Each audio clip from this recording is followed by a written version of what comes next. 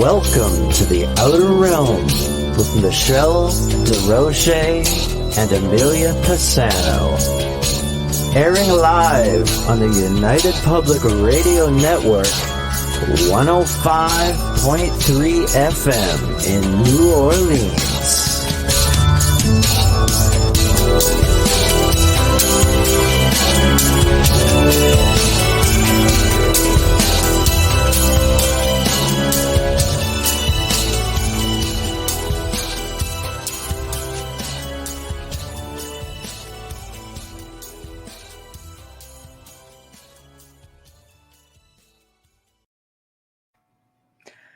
Good evening, everyone. Welcome to the Thursday night segment of The Outer Realm. We are broadcasting live here on the United Public Radio Network, 105.3 FM from the beautiful city of New Orleans.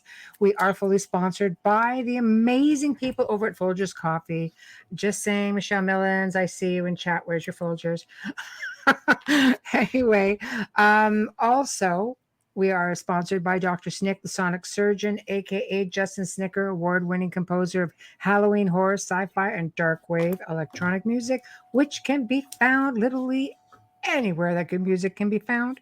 Tonight, we welcome for the very first time, and man, I personally have been really excited about this, Mr. Brad Olsen to the show. He's going to be discussing his books on esoteric knowledge, information. Oh man, I love this stuff.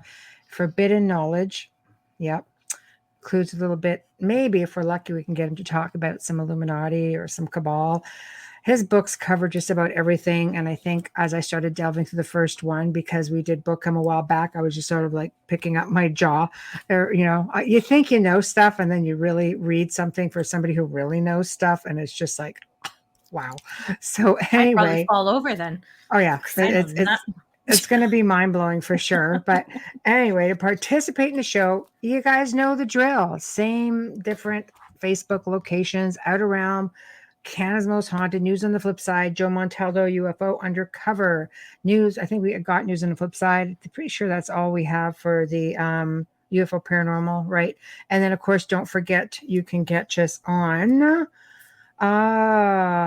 we are on International Public Radio on YouTube. We are also on UFO Paranormal Radio on YouTube. And while you are there, please subscribe. But better yet, please get a membership, because there's going to be content on there that you can't get any other way unless you are a member, including the Gray Zone Uncensored, which a lot of people ask me about because you can never find the archives. Well, now you're going to be able to start finding the archives, but it is a members thing only. It always has been. It was created for membership, so you only get to see it live. After that, it's gone. So sit tight, hang in there, and brace yourselves for a really amazing show. So, hello, Bubbles. Hello, how are you? Oh, good. It's been a very busy day, of course. You know, and of course, I did a show with Del Leslie. Oh yeah, that's right. At 7 that's tonight. Right. With How's Lily he doing? Potvin and Kathy Bilski, and yeah, it was a good show. It was a good show. Yep. Yeah, Del's always a hoot. He's always a lot of fun. He's a lot of fun. So we all had a good time. It was just you know, like Laura Lee said, oh, Del's Angels. I was like, oh, that's a good one. So anyway, yeah. Have you checked the color of anyone's wings? Just saying. I know. I just want to say hi to Michelle, Wayne, Jessica Coots. Hello, my love, my niece. And Janie, mwah, Lisa, Savoy, we're going to meet you soon. We are. Yeah. Yes, hello to everybody. We'll give you a minute to settle in. We're a few minutes earlier than we normally are because Michelle is taking reins. So this works. It works. This is really good. I've been looking forward to this. I'm going to bring this up, show the book again once our guest gets on. But this is one of Brad's very first books. I don't know if you can see it with glare. Just down a little bit. Yeah, and closer if you can. I see a glare when I do it. Because you have a 20,000-inch screen on your computer there. And I've got a 13-inch, and then we're only like 8 how about this or one? 10. It's a modern esoteric. It's Beyond literally our just senses. bigger than my phone. Oh, modern esoteric. Yes, and it's Beyond Our Senses. He's got 3 books in this series. And as you can see, I have a lot of little flippy notes on it. As I make my way through this, I've been perusing this for a while because he's been booked for a couple of months. And I really have to say, when I say be prepared to have your mind blown, be prepared. If I say it, be Yes, prepared for it, because absolutely. it was just like I said, you think you know things because there's all kinds of stuff floating around out there, right? Everybody's got their ideas of what certain things are. Then you start reading it and you're just like, well, shit. Yeah. It's Yeah. just like, That's it like is. an author we know regarding the Knights Templar. It's the same kind of thing. You read and read, and then you pick up his book, and you're like, What? "He did Mr. all the Freddie walking Silva, just a for little bit of a shout me. out there. He Yeah, did all the research for me. I just have to read it." I it's love true. a book series. Wayne Mellows, love your book series. Yeah. I love it because when I get attached to a book, there's nothing I love more than the story that continues or a background or a prelude. I love all of that. So to know that there's a series, it almost feels like a limitless amount of information. I know. Yes, it's very exciting. It is very My exciting. favorite kind of book, honestly. I I know. love a good series. I do. It's funny because Brad has many different books, and he's also a publisher of many books along this line. So I was just like, wow, this is good. I think we're going to be like, I don't even know what to ask because there's so much information. I'm just I listening. want him to have the absolute most amount of time possible to get into all of this because there's just so much information. Like I could see him if he's willing just to be like a repeat guest. I mean, honestly, just with one small section of this book, you could probably do a segment, and it keeps going. His series, then, yeah. Oh yeah, it's definitely need to get it beyond. It's beyond. I want to get through my Vampire Tales first because this is how I'm putting myself to bed at night. So Wayne, just imagine the kind of dreams that you have created when I close my eyes from reading your books. It doesn't stop. Like the last page I read just continues in my head, and then I wake up thinking I read it, and then I go back to the book, and it's like, no, it's a gift that keeps on giving. It is. Right? It is. I love it. It is. Okay. I love it. I am sending the link off to said guest right now as we speak. I had a really crazy ET dream, but I'm not going to talk about it here. I'll talk about it with you tomorrow when we work because it's just not going to happen on air in front of everybody listening. Just saying. Now I'm on pins and needles. Yeah. Fantastic. And it's funny because I didn't remember the dream until I was surfing through my for researching for tonight and surfing through, and I saw something on ET and I went, all this started flooding. Boy. Yeah. Oh. I like it. I can't wait to hear all about it. So I could say, yeah, you need to get his books, Jessica. Actually, it's not, they're not scary. I don't know what to say. They're everything. I think Wayne touches on every genre. Yeah, he touches on everything. The books are so good. Absolutely. So good. Oh, so why don't we get to the bio? I'm going to read off a quick bio for those of you who don't know our guest tonight, Sherry. but you are learning all about him. Hi, Sherry Berry. Right. Tonight's guest, an award-winning author, book publisher, and event producer. His keynote presentations and interviews have enlightened audiences at many a conference, dozens of radio and television shows. Brad is the founder and co-producer of the How Weird Street Fair in the Soma neighborhood of San Francisco. Please welcome Mr. Brad Olsen to our show tonight. Hello. Hi, how are you? Oh, hi. Thanks for having me on. It's nice to be with you guys on the Outer Realm. Oh, thank you. Oh, wow. You've got that radio voice going. Yeah, I know. I like it. A radio voice. Deep and mesmerizing. Yeah, I was just kind of carrying on about your book. You see all her tabs? Now she's got me hooked. I'm going to buy one now. Oh, no, it's excellent. I was just saying, you think you know so much, and then you start reading something from somebody who really knows so much. And it's like, oh my gosh. Like when I say mind blowing, I really do mean mind blowing. It's hard to even know where to start with something like this because it makes me wonder if people are ready for it. And that's the what you're here for. zeitgeist of the age. It is the Great Awakening. Yes. And on the back cover of my new book, Beyond Which I Esoteric, have right back there. all that is hidden will be revealed. Just pull back just a little bit. Yeah, Oh, there perfect. it is. Yeah, I know. Perfect. Got it right Thank up you. on the back shelf right And where there, can we waiting get to this go. book really quickly? And we'll let you do this again at the end, of Oh course. yeah. Oh Just yeah. because I'm there. I And have a this is whole on the bunch phone. of illustrations, and sometimes I refer to them in the book too. So I may Yes. flip back and forth. There it And is. See? wow, look at Oh, that! That's all tabbed up. To Oh see. yeah, it is. You wouldn't be the first. A few other Oh no. people I know have showed me their book like Well, that. she's a natural born researcher. Oh yeah. So for me, it's just, this is good. This is some delving. So I know we may mention that we wanted to cover book one first time around, and book one probably could fit in a few segments, but we're going to let you take it. I guess I'm most curious about, since it is your first time on the show, what led you to want to study this sort of thing? Like, and because boy, you really got it down. You want the 30-second reply or 3 minutes? The show is yours. I always say when somebody comes in, it is as much your show as it is ours. So we're going to let you take it, and we'll jump in every now and then. All right, sounds good. Because they say you should always be able to condense something very complicated to a 30-second elevator pitch. Excellent. For example, if you wrote a screenplay for a movie and you're going up the elevator with a famous director, it's all the time you got. So quick, how did I get involved with this? Yeah, well, that's why I asked how long do we have, because it's kind of a life pursuit, really. Oh, yeah, 2 hours. I started really very interested in especially extraterrestrials at a very young age. Right. Some of my earliest drawings were aliens, grays, and spacesuits and craft in the air. So I think I've had some kind of connection with this other realm. Mm-hmm. In Beyond Esoteric, I have ET stuff, especially in the second book, Future Esoteric, as well as Modern Esoteric, the one you have, which is subtitled Beyond Our Senses. So that is the book that basically starts at the beginning.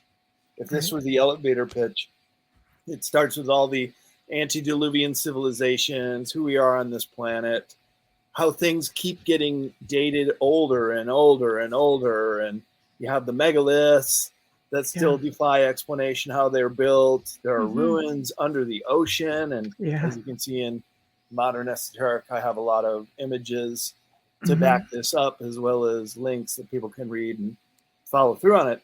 So I guess, and then the longer version of this is I took an opportunity as a younger man in my 20s to live and work abroad. And I was an English teacher in Japan for 14 months. Wow. And like all my trips have been self-financed. So I saved enough money and then just basically backpacked around the world for the next 2 years. Very nice.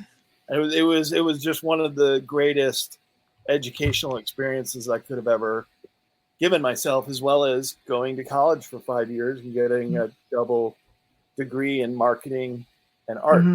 So now, doing shows like yours, I'm marketing the art. There you go. I love it. One of the few people that uses their degree. I love it. I love it. As a world traveler myself, I can sympathize with you with being the best gift you can give yourself. Definitely are the memories and the knowledge and culture, the history, all of that. It's fantastic. And in doing so, you really unearth, pardon the pun, some amazing information. So where would you like to start with this? Because I read it, I went through it, and I'm just like, I'm fascinated with portals and orbs, and because people are funny with orbs because they think, oh, it's very natural. There's always somebody to debunk an orb. But I started realizing that these orbs are often seen around cryptids, and they're often seen around UFOs.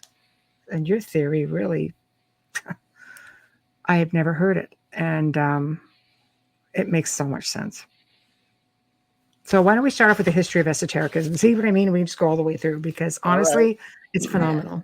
I never should have looked up your books because I saw Sacred Spaces and I'm dying to talk about that now. I never should have done that. and so that's basically, I'm glad you brought that up, Amelia, because the Esoteric series of books is really predicated upon the Sacred Places series of books that I did right before it. So having this experience of traveling around the world, and now I've been to all 7 continents, including Antarctica 3 years ago by sailboat. I mean, that's a whole story in and of itself.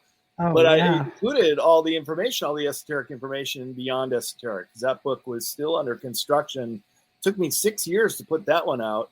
It took Wow. me 3 years to do modern esoteric, and also 3 years to do future esoteric. So I've been at this for a decade. And before that, I was still traveling quite a bit and going to these sacred places. So books in that series is Sacred Places Europe, Sacred Place North America, and Sacred Place around the world.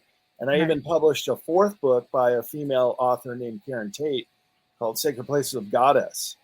Ooh. And so having this global worldview, and then realizing the treatment that I gave to a lot of these sacred places in my book were only 4 or 5 pages max, because it was 108 per book. So I had to be judicious about how much space each book had to give it balance. So, for example, the Great Pyramid. Yes. 5 pages. Are you kidding me? There is so much more to that. And then you'll see that in modern esoteric, that even the map of where Giza is, and then going into perfectly positioned of all the continents of the world with the cardinal compass points so exact, and then so many other marvels that go into it. As you know, many books have been written on the Great Pyramid, but I included the more esoteric aspects of that monument and others. So it was kind of a springboard, doing the Sacred Places books into the esoteric series of books. I love it. I love it.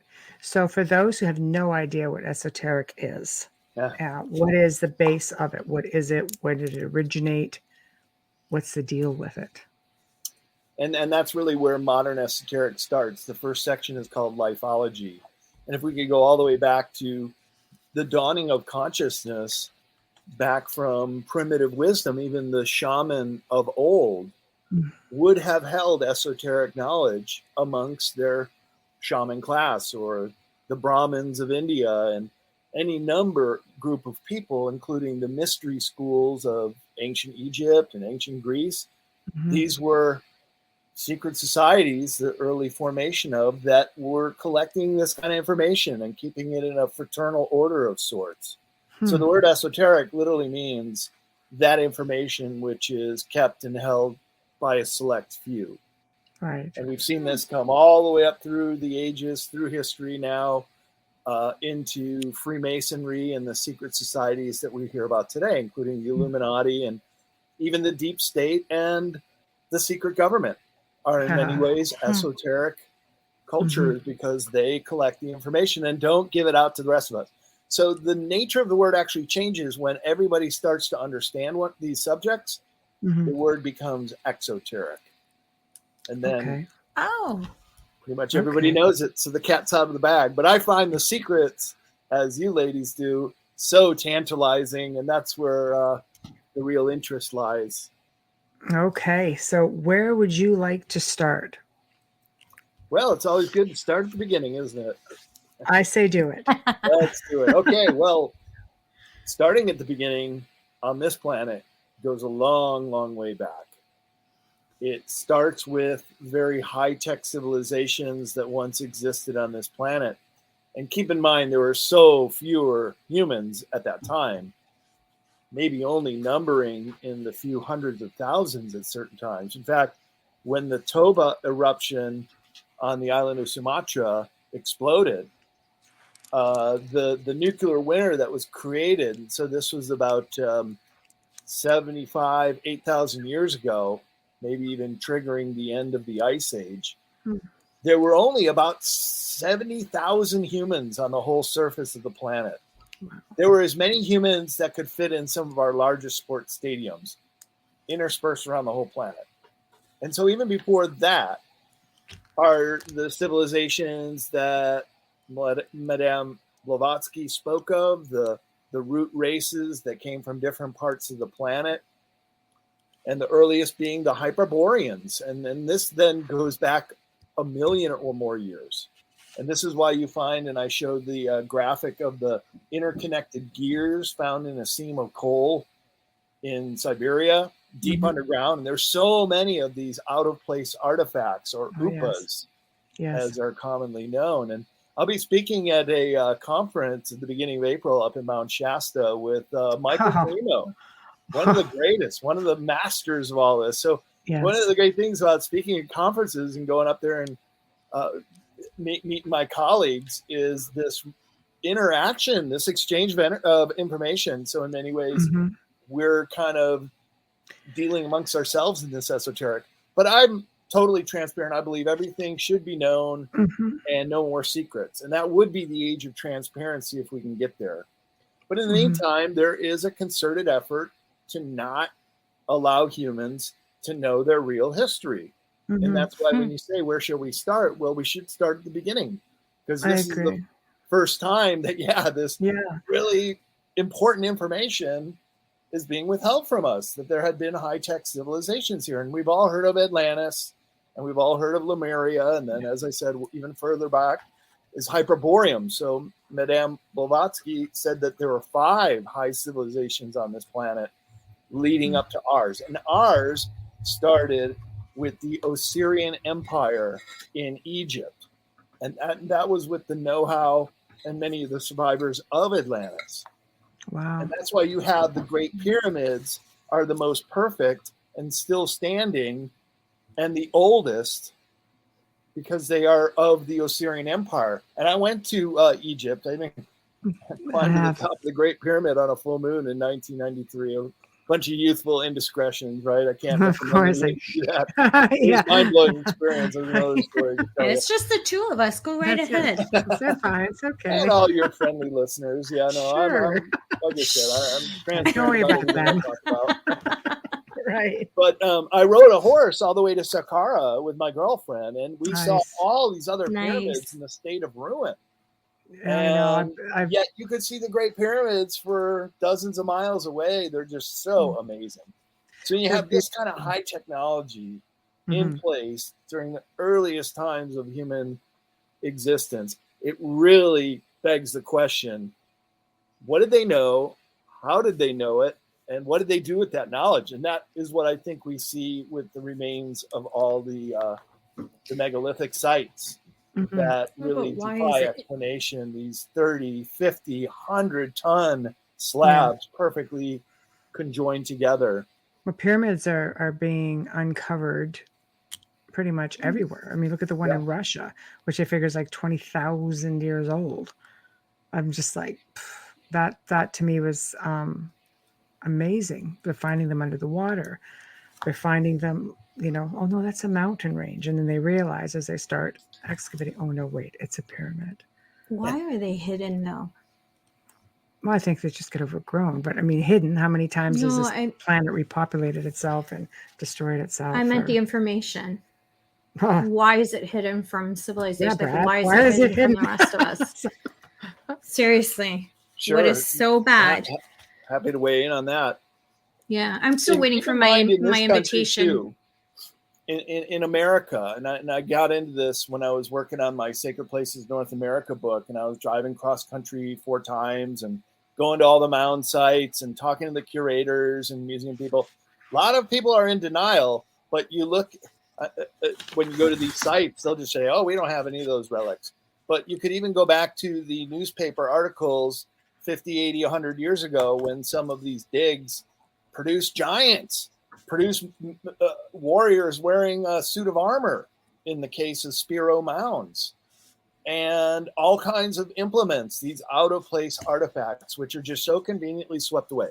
So to answer your question, Amelia, why would all of these subjects pertaining to our far distant past and relatives? Let's keep in mind that we still have a connection here, even with the giants. Right? Because some of them have mitochondrial DNA. That means their mother was human. The father, isn't it interesting? The Star Child skull that Lloyd Pye was carrying around and got DNA tested, as well as many of these elongated skulls would have 30 to 30% larger cranial capacity right there in their head, meaning, and so many things that are different from human skulls, much 30% larger eye sockets, larger spinal column area, and no central suture, which all human skulls have. In my new book, I have a chapter called Suppressed Human Origins, Mm-hmm. and I'll just show you some here. As an example of some of the I see giants are that. just ginormous. I mean, you can Right. tell that is Mhm. no human skull.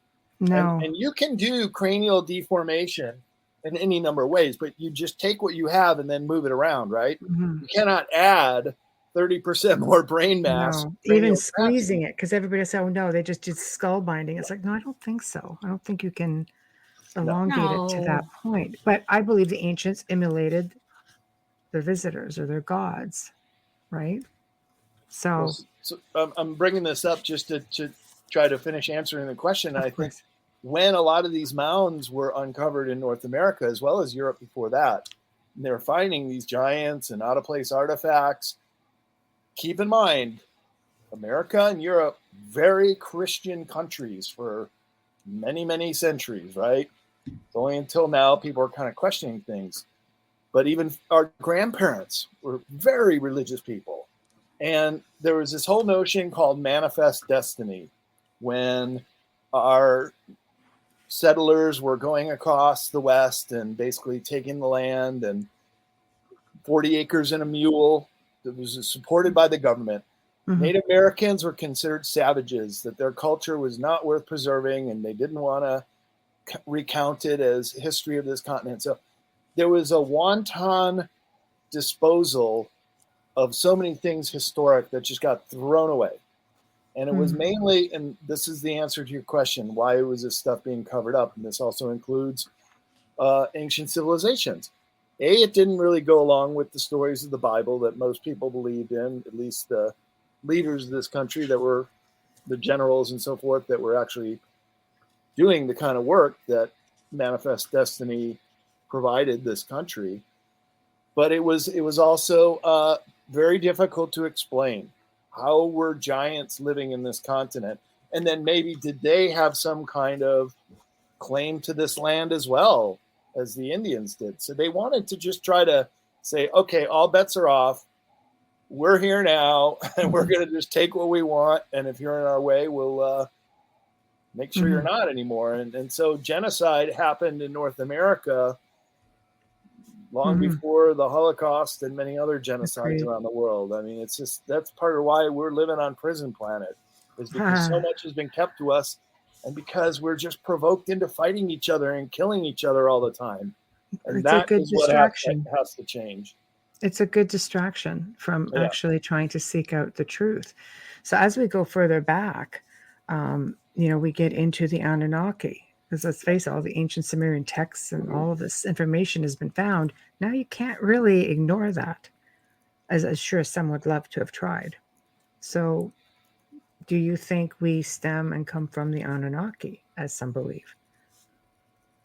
I think that's exactly what I've just been talking about with the Yeah, giants. right. But there's Yeah, just so many examples of right. massive footprints, massive finger bones. There's Mhm. Michael Tellinger, a colleague of mine. This is a photo I took in the Mhm. Sacred Valley of Peru. There are Mhm. museums where you can see the elongated skulls. Right. What you're looking at is something that is human-like, but Mhm. not quite human, and in many cases much, much larger than we were. So we're Yes. just this little blink of an eye in this time period that we think is our history, Right. but it goes so much further back, and it encompasses Mhm. many different species. Not Mhm. only talking about giants, but there's also dwarf Mhm. civilizations too. And Mhm. for some reason, academia is much more apt to carry a story about the dwarves. So Yeah. they're the Mhm. tribe in the island of Flores in Indonesia that the fossil record was discovered that full grown adults were only 3 feet tall, about half the size of us humans. Mhm. So that was accepted in Nature magazine. But Mhm. these digs, even some recently, still finding new bones. Why isn't that headline news in this country? So there are still blockades on the accepted history and what is being allowed to Mhm. And what's be hidden? I presented mean, to the people. Yeah. Smithsonian was destroying Well, that's Oh. Smithsonian Gate. Yeah, there's a big Oh, yeah, controversy it's- over that. Smithsonian Gate. I'm still waiting for my invitation to the Vatican Library. Yeah, me too.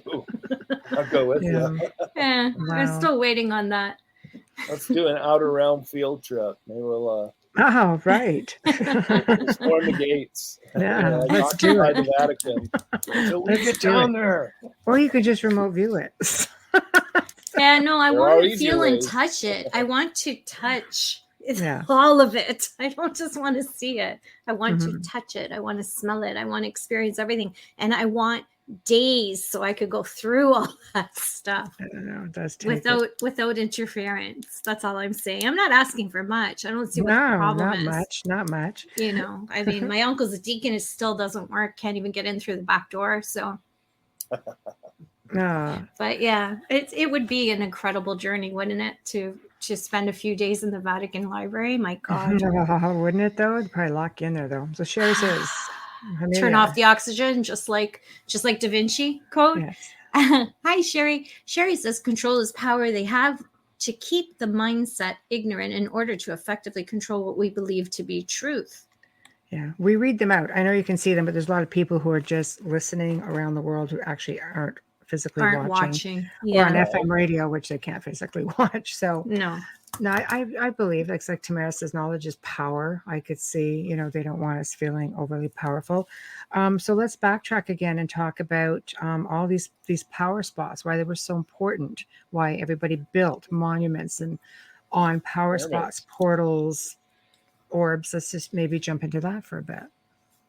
Sure, and that's also starting at the beginning. Yes. Why is it that some of the oldest monuments on the planet are pyramids? And why is it that you find pyramids virtually on every continent? The one continent that I'm not entirely sure of yet is Antarctica, and one that I study quite fitfully because I've been there, and I do a conference talk called The Hidden Anomalies of Antarctica. But there are 3 ranges I know of, and I could go there on Google Earth and show you guys. I know where the Shackleton Range has the one that we've all seen the pictures of.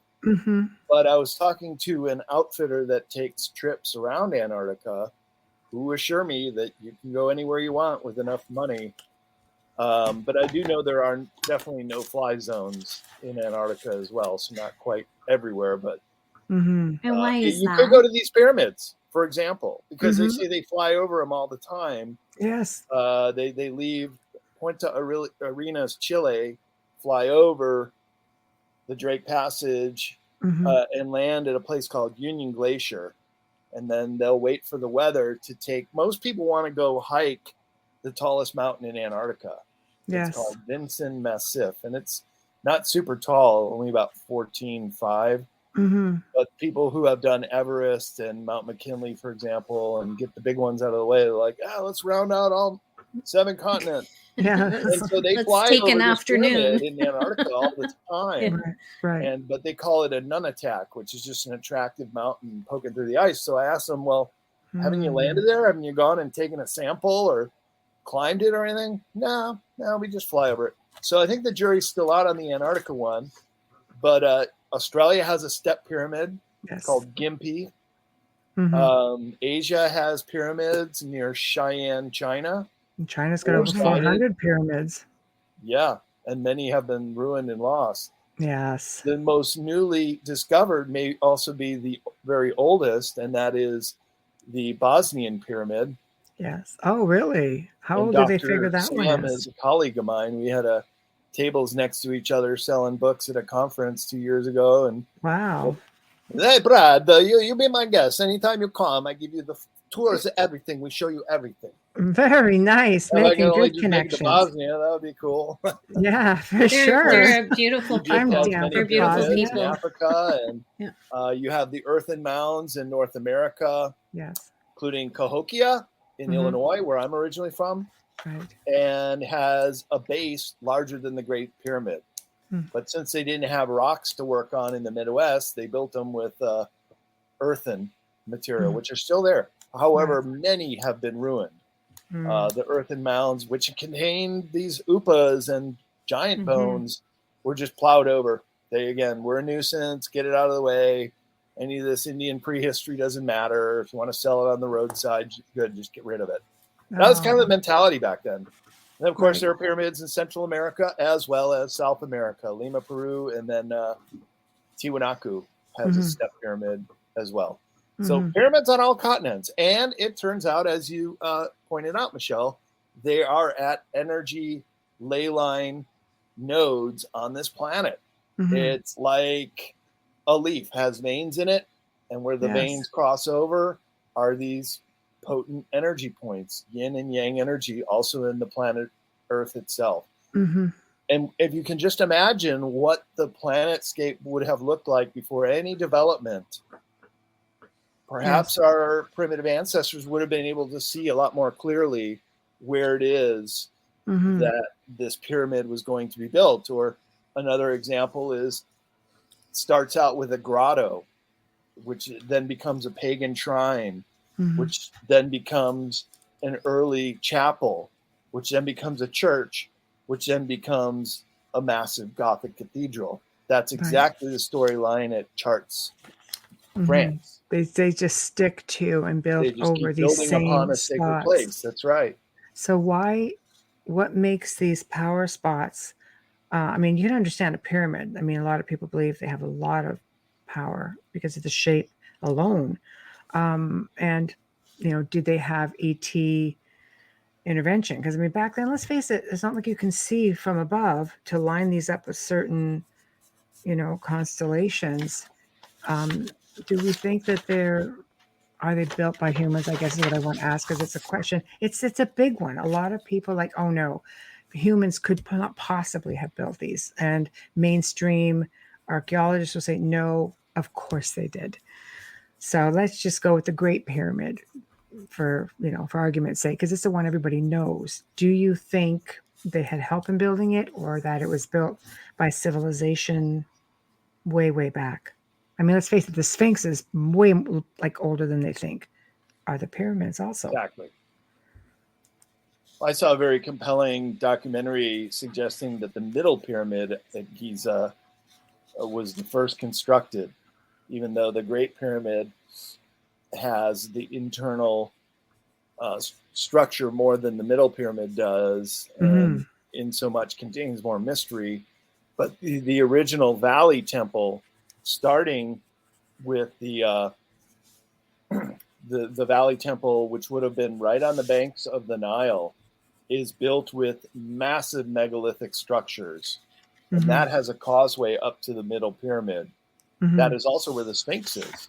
So the same weathering marks on the Sphinx, which Dr. Robert Schoch and John Anthony West conclusively determined must have been created by water erosion when Egypt and the Sahara Desert was a jungle and was getting quite a bit of precipitation, which it barely gets any these days. Right, it's way and so back. This Valley Temple right next to the Sphinx, also massive, some of the largest hewn stones in Egypt, and the same type of watermarks as the body of the Sphinx has, suggesting, that they're, as I mentioned earlier, the predecessor to the pharaonic era in Egypt, the Assyrian Empire, including the pyramids themselves and their orientation, almost a dead ringer to Orion.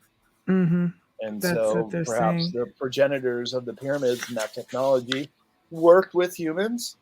Perhaps they were part Anunnaki or part extraterrestrial humans. Humans were supposed to have had 12 DNA strands originally, that we got those worked out of us through interbreeding and so many other things. But there's so many weird things about the human genome too. Oh, please, let's get into that. That's a whole other one. Yes. Because this is the Rh negative blood factor. Do you guys know about that? Oh, yes. I absolutely do. But well, maybe I really you can tell like me how what you you know about it, and I'll add to it. Oh, no. This I like you. I'd like you to do it. But, very, very versed in it. So I can definitely. I'm living it. So I'm living it too. Yeah. I'm Rh negative blood type family, as all three of us. Yes. A lot of people are. Who find this stuff interesting, right? Don't you see that as well? Absolutely. Absolutely. And my relatives who also are the ones who are following this stuff closer than the other ones that aren't. So as you know, or just to give your listeners a little background, Rh negative blood is derived from an abbreviation of the rhesus monkey, which has positive, all of them 100% Rh positive. So all the great apes positive. So there is some truth to Darwin's theory that we did rise up from the apes. But the monkey wrench, funny that term, folks, monkey wrench, is this Rh negative blood, because what that means is devoid of any of those markers to the great apes. Okay, so then, well, where'd that come from? Right? And how is it that there's certain pockets of it where there's high concentration, and other parts of humanity where it's virtually Like the Basque non-existent? people. Everybody's Rh positive. Yeah. And Rh negative blood can transfer through generations, much like our eye color or hair color. That you could have a kid that has brown eyes and brown hair, even though you have blue eyes and blonde hair, but then their kids will have that trait as well as Rh negative blood. So what makes it really weird to me, this is the kicker, how we may have this interbreeding going on with the human species. That mothers who are pregnant, mothers who are Rh negative blood, pregnant from a man who is Rh positive and carrying an Rh positive baby, if it matches the blood, or when it's born, some of that blood contaminates the baby, they die. Yes. Well, now there are treatments where you can prevent that. But my Uncle Douglas died at 5 days old. Yeah. Because they did not have treatment for it when he was born. I remember and having what to they take called the a blue shots. baby. Yeah, you have to have globulin shots at 6 months pregnant. Right. And so you can prevent it. Didn't have that 75 years ago, though. No, it's true. That's true. It's interesting how the body would just instinctively purge out or try to kill that foreign, like we're Rh negative, and you enter in something that's, let's say, the positive, and you can literally, like, we would miscarry that as a negative female. We could literally miscarry that baby. So like it's like the body is just like pushing that out. It's like you have to think, like, where did that come from? Where a mother would instinctively, like, our system was just repel that and kill it, basically. And it happens with no other animals. Only no other blood type either. Wow, yeah. That's pretty weird. So to me, that suggests that we have several different DNA strands mixing in and out of the human race. So an example I give is a horse and a mule, or a horse and a donkey can mate, and their offspring is a mule, and it's a different species. Okay, but it was co-joining between the two. Just as I said, many of the giants showed that they had mitochondrial DNA, mother human, father unknown DNA. So, and then you brought up Anunnaki earlier, Michelle, and maybe this is what it all ties into. And their offspring were the Nephilim, and they were the men of renown, and the giants written about in Bibles and so many other ancient texts, not just in the Western documents. And of course, you can see it in the hieroglyphic writing of Egypt, as well as their pictograms of clearly giants. Any little humans are mainly their servants. So, now, Amelia, can you get this one? I got it. Wayne says that lends a lot of credence to the adage of not marrying outside your class. It was likely a simplified way of ensuring the negative blood type stays pure. That's an interesting perception for sure. Yeah. All the interbreeding, and a lot of people believe the royal family are all negative blood types. They are. So why do you think they call them blue bloods? Right? Why do you think it's blood brothers or blood in the family line? Oh, they take their bloodlines very seriously. That's a great observation, Wayne. Yeah. And I would agree that you can't just say, oh, I've fallen in love with Rockefeller or Rothschild, and we just love each other and we're going to get married. No, it didn't work that way. No, you have to keep the blood pure. Aren't they Right. still working that way? Yeah. Well, in India, it's the caste system, and it very much works that way. Yeah, but Yeah. didn't Nikki Hilton marry a Rothschild? Just like not long ago. As long the as last 10 she's- years. As long I'm as pretty she's sure a she negative did. blood type, she'll Well, probably they have fit in children just together. fine. They have children together. Oh, she maybe could. she was Neggy, yeah. Oh, I'd say the Hiltons are probably definitely. And we had a guest on the show that basically said, "Oh, do you know that every Hilton hotel has what they call a travel room, which they can just interdimensionally just pop out?" Did not know that.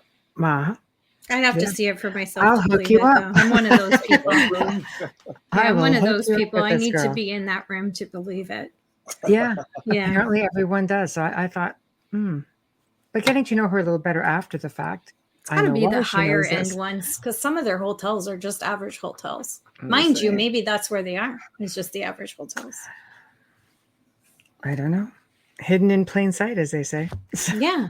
So, Yeah. okay, so let's get on to why don't we talk about bloodlines a little bit more, and where do you think the negative blood type comes from? Because you hear that I have to say conspiracy because it starts somewhere, that it comes from, let's say, the reptilian extraterrestrial race.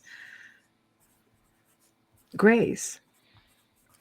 They seem to be the two that are the most active, I think, on the planet, according to many that we know of anyway. I'm sure, without getting into it's a whole ET show, I'm sure we can do, because we know there's like all kinds of them here. But the belief is from people that have been on the show and research that they believe it could very well be reptilian. And I think that's where you get a lot of the conspiracy and the joking around about, the royal family are a bunch of reptilians. And I'm just like, funny that. Well, I'll let you know that the people who claim they have been abducted by aliens are almost always Rh negative. So they obviously want that particular blood type, especially the universal donor, the O negative, which my dad is. And he has been his entire life the most sought after blood type. Yeah. And so this is really weird. So my dad can donate to any single human being on this planet. But if he were to get any other blood other than O negative, it would kill him. Yeah. I've been there. Yeah. Are you O neg? Yeah. Emergency surgery was one that they found out at Toronto General. They're like, yeah, she's losing a lot of blood. We have to do this quick. Yeah, it's frightening. Well, some people that are O negative will even donate their own blood to just have it Bank on it. reserve. Yeah. No. It was a terrible circumstance the way it happened, because when I was younger, nobody checked your blood unless you were going to surgery, and they didn't record it with the family doctors back then. It was a different time.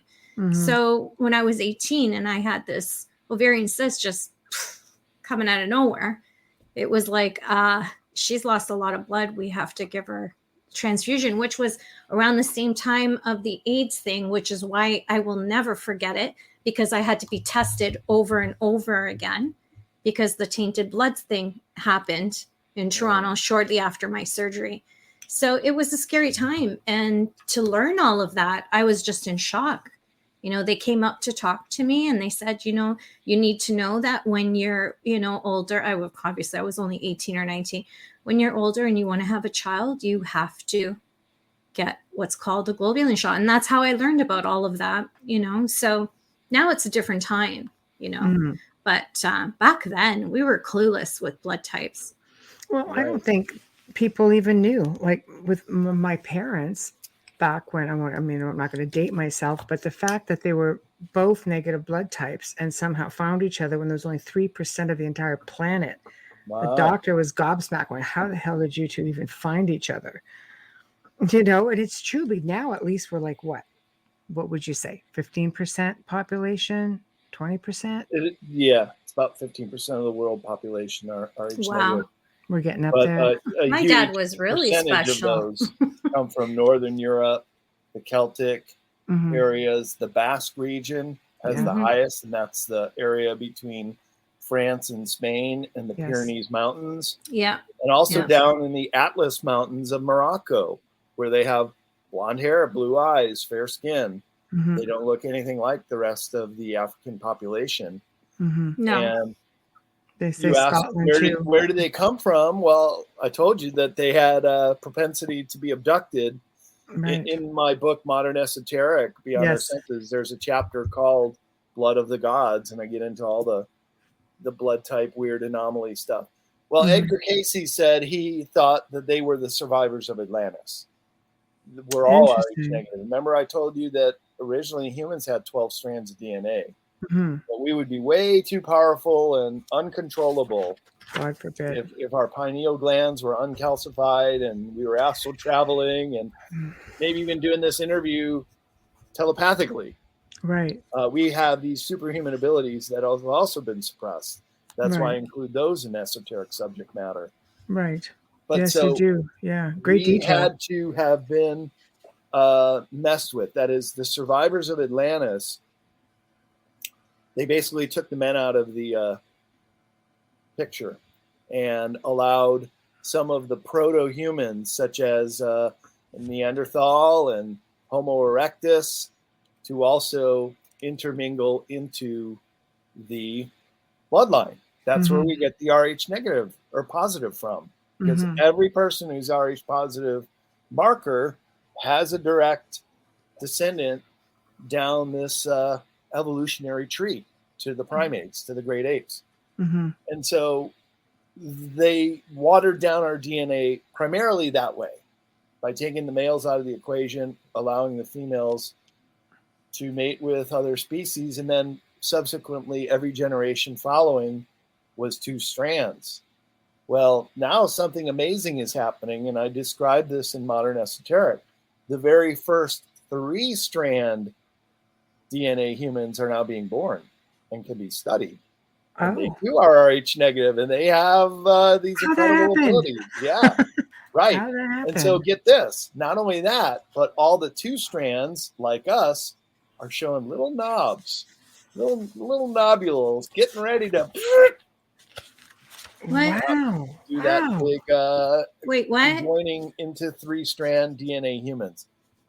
Maybe even in our lifetime. If there is this great awakening, this kind of thing could really happen. If we were to shift to the 5D, you just go right beyond the 4D. The 4D, especially the lower realms, that's the ghosts, that's all of that. weird demonic entities. It's been described as you're driving down in a bad part of a city and you take the wrong off ramp and you go through a really bad neighborhood and you're just looking with 4D. shock and awe. 4D. But it's not a place you want to get out and explore or stay there No. a long time. You want to just keep going right to the 5. No. And so if that were to happen, if we were to get enough humans Mhm. to have this proverbial 100th monkey effect, Wow. it could just go boom, just like that. A big leap in evolution That right quick. within a lifetime. That quickly. Wow. Yep. I think people are awakening. You just see it. I mean, there's so much division right now that's being created, but every now and then you just read these stories and you see people like they're just getting it. And it's kind of nice to see, because I think there's something going on out there. Maybe it's just people who keep pumping things into the collective that are eventually you're going to get it. You're not going to understand where these ideas are coming from, but somehow they're going to make sense. There's a couple of here, Amelia.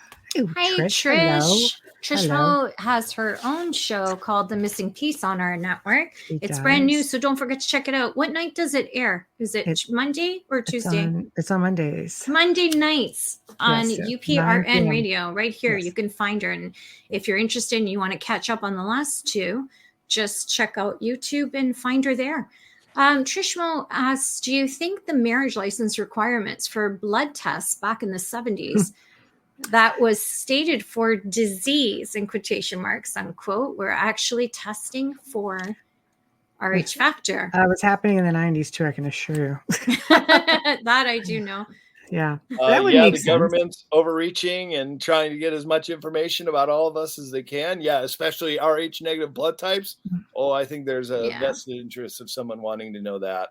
Yeah, but Look, those you and me 1, 2, 3s, you should be hesitant about that in Ancestry.com. Anywhere where you're throwing your DNA, you should be really, really afraid. Hypnosis. Yeah. I agree. You know. Yeah. You should be afraid.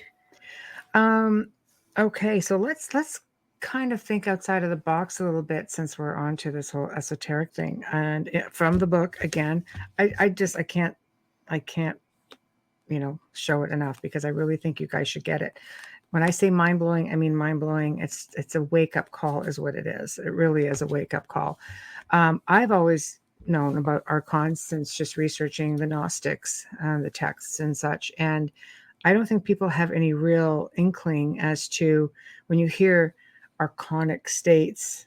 It's like a real like draconian type control. It really is, and people will maybe mistake this. Maybe the religious term would be considered demonic for those who think of religion. For ufologists, they'll say, no, it's an archon, or it's a draconian, or it's a reptilian. Or what are your thoughts on that? These beings that control from above, outside of our space, but yet they seem to have quite a hold on us to the point of alternate consciousness, possibly. That's exactly it. They're energetic parasites that feed off of our negative energy. And one of the reasons why planet Earth has been so enturbulated and engulfed in wars and poverty and malnourishment and abduction, child trafficking, to adrenochrome, to all the nasty is basically we're livestock in more ways than just our flesh and blood. But energetically, we are a food source to this archonic network.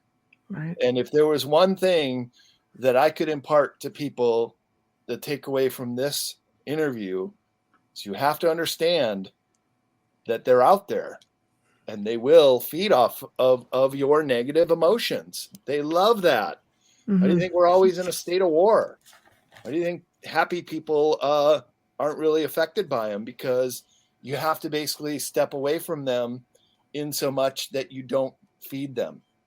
Right. So it's been said that you brought up the reptilians and the grays before. Reptilians, yes, they're also a locust type species that do not want to ascend to 5D. They've been given many, many opportunities, won't do it. They prefer to just rape and pillage and go planet to planet as they've done and as they are doing here. The gray aliens have many different species, and there are many species of reptilians. But let's just keep it here on planet Earth. Right. The main grays that are here are inner terrestrials. Oh. So notice how we've always thought, oh, look to the skies. The craft are going to come down. They're extraterrestrials. No. Well, what if they're right here, right now, and they were born on this planet in the same way that we were? So that is their workaround of the Prime Directive. That's how they've been able to do what they've done for so long. They're not violating these universal laws. Well, in a way they are, because they've overreached, but they are of this planet underground. Okay. So we already know there's over 100 deep underground military bases. So just on that basis alone, know that there's an underground network. But there are also these legacy bases that are very, very old. And I'll tell you a few. There's one in the Solomon Islands. There's one in the Aleutian Islands. There's one in Mount Shasta. And there's one under Dulce, New Mexico. And that's the one I feature most prominently in Beyond Esoteric, because that's where a lot of abducted people end up against their will and are part of human experimentation. So what's very important to understand is that to these archons, some of us do become a food source to them. Reptilians, for example, prefer adolescents before we get too many toxins in our body. And yes, they do have a taste for human flesh. The grays, who are all test tube created, that's why they don't have a soul. They're born here in test tubes at Dulce, New Mexico. They need certain fluids from our body. And Phil Schneider even talked about this in 95, and I profile him in Beyond Esoteric. Right. The strange story of Phil Schneider. And saying that they were extracting adrenochrome and other glandular fluids. Which the And that's elite why do. with cattle mutilations, Yeah. one of the commonalities is they have removed all the red blood cells and they core out the soft tissue with laser precision and laser tools. Mm-hmm. And those bodies of 1,800-pound carcasses of bulls are found in a snowy meadow with no footprints, as if they've fallen from the sky, and sometimes have broken branches underneath them from hitting the tree from coming down. So this is happening, and this is what it's all about, that there is a concerted effort to keep humans blind of this so they can keep feeding off of us.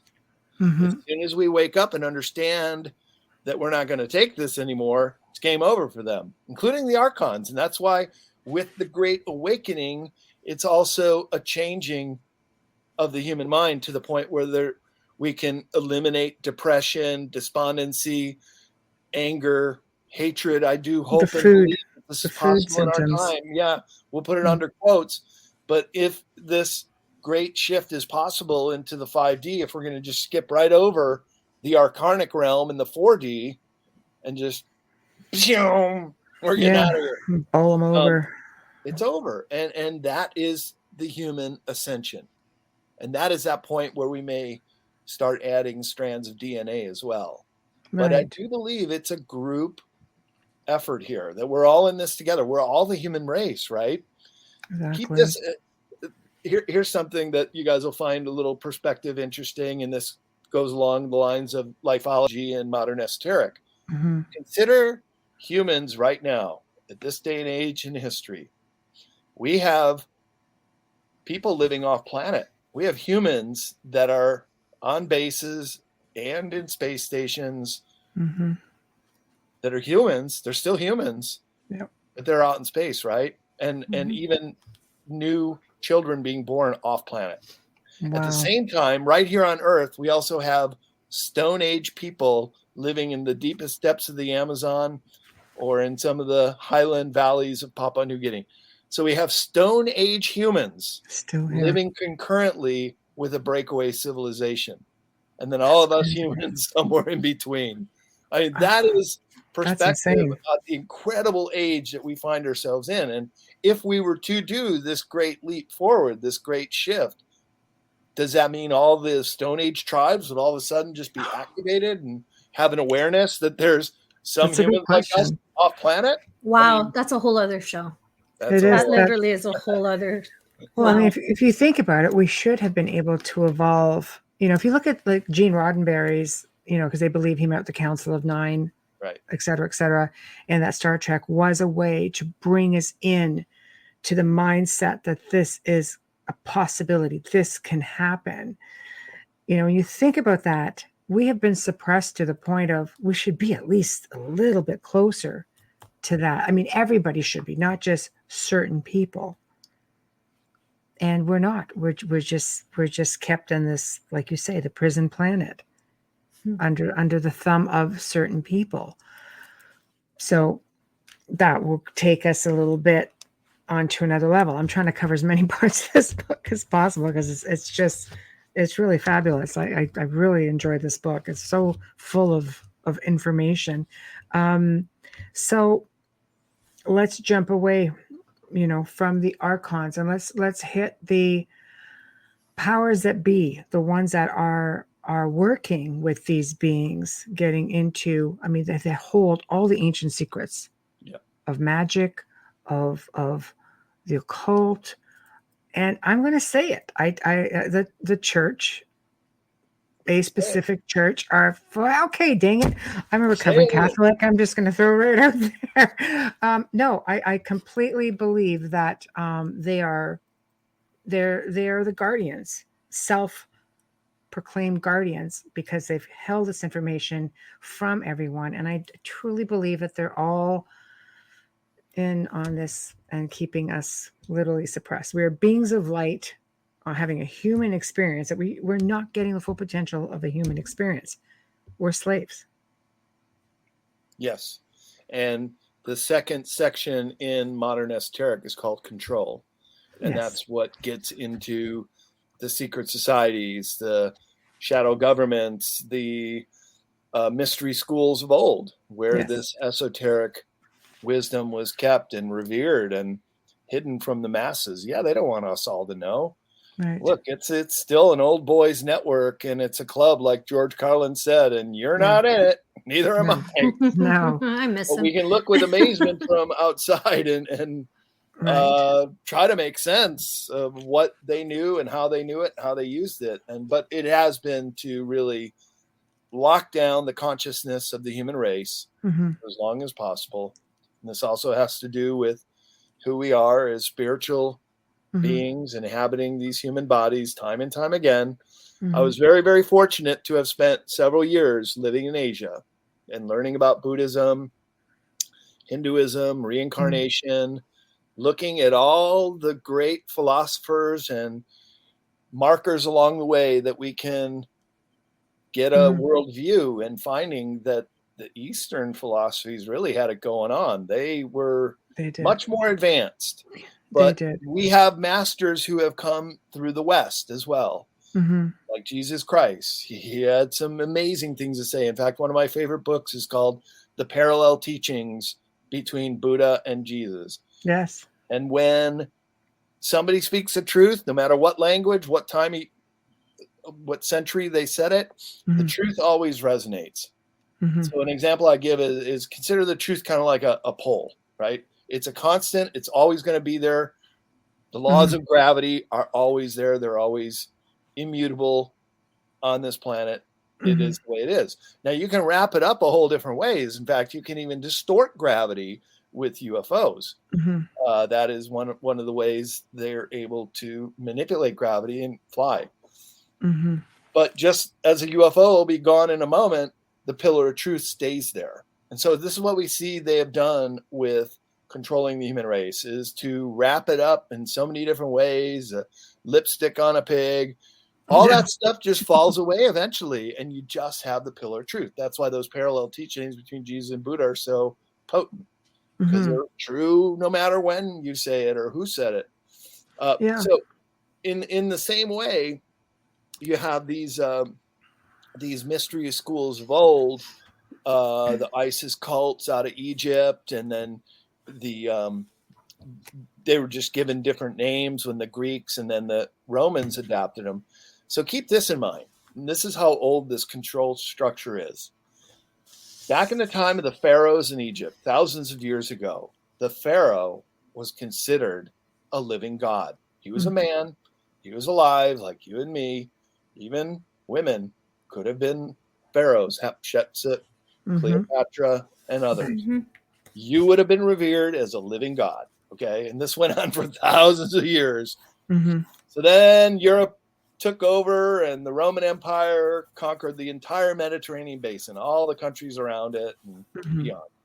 Right. Then the Caesar in Rome was a living god, and he was referred as such. So you better obey what Caesar's orders were, right? Right. Well, now what do we have today? We have the Pope in Rome, of all places, with an ear to God.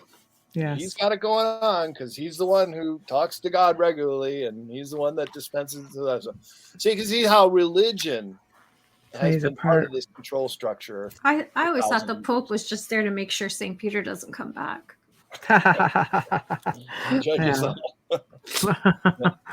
Right now, Bishop James is going to kill me if he heard that. I'm just saying. It was just a joke. The curiosity, let's stagnate a little bit with religion per se. Let's jump back to Solomon. Let's go back on these holy relics, probably the most sought after being, the Ark of the Covenant, and the Templars. I've got Templar lineage, so I'm always very curious about people's research on them. I'm trying to word this properly. We know they went to the Temple Mount. We know they found something.